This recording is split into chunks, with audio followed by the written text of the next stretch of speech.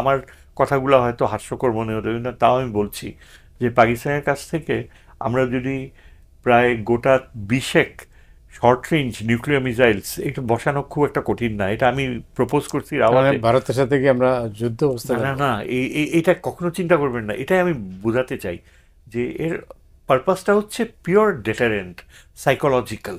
আজকালকার দিনে আপনাকে বেশি কিছু করতে হয় না, মোবাইল লঞ্চার্স লাগে। এই যে মুভেবল ট্রাক, আপনি শিপে করে ট্রাক আনবেন, লঞ্চার্স বসাবেন, আর প্লেনে ওয়ারহেড আর মিসাইল বসাবেন।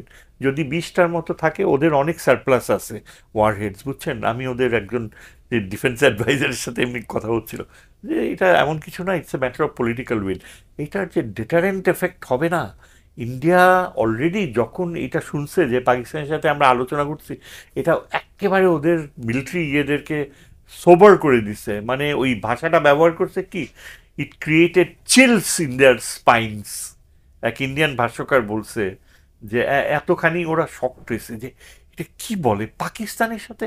ওরা তো আমাদের একদিন শিখে আসছে যে পাকিস্তান তো চিরদিনের শত্রু। তো আমরা তো আন্তর্জাতিক সম্পর্কতে জানি যে শত্রু শত্রু চিরস্থায়ী হয় না।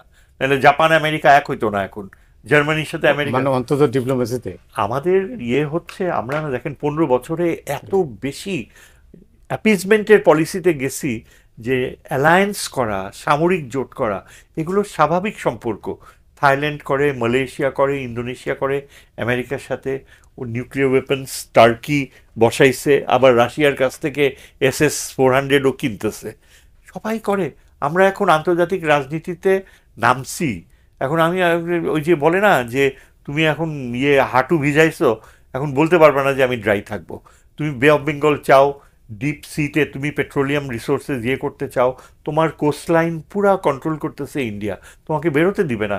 ওই 2টা সাবমেরিন, আপনি নেভির কাউকে জিজ্ঞেস করেন, 2টা সাবমেরিন আমাদেরকে কোস্টাল এরিয়া থেকে বেরোতেই দেয় না ইন্ডিয়ানসরা, বুঝছেন? তো আমাদের কেন দরকার ওই যে নিউক্সগুলো বসাইলে না ডেটারেন্ট এফেক্ট হবে বে অফ বেঙ্গলে। আমরা যদি আমাদের এই যে সোয়াচ অফ নো গ্রাউন্ড একটা আছে দুবলার চরের 50 কিলোমিটার দক্ষিণে, এটা এত গভীর যে হিমালয় ডুবে যাবে।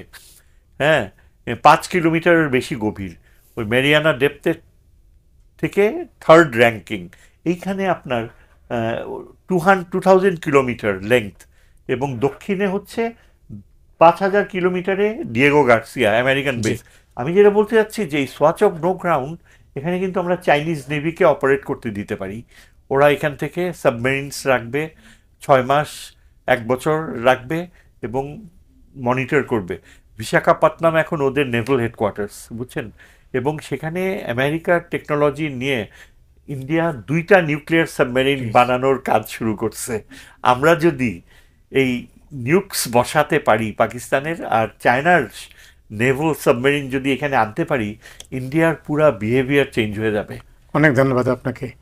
রতন, আপনি জানেন যে এই যে যেটা সাইদ ভাই যেটা বললেন, এটা করার জন্য যে দূরদর্শিতা, যে নেতৃত্ব দরকার, এই মুহূর্তে অন্তর্বর্তী সরকারের পক্ষে কি এটা নেওয়া সম্ভব, এই ধরনের সিদ্ধান্ত?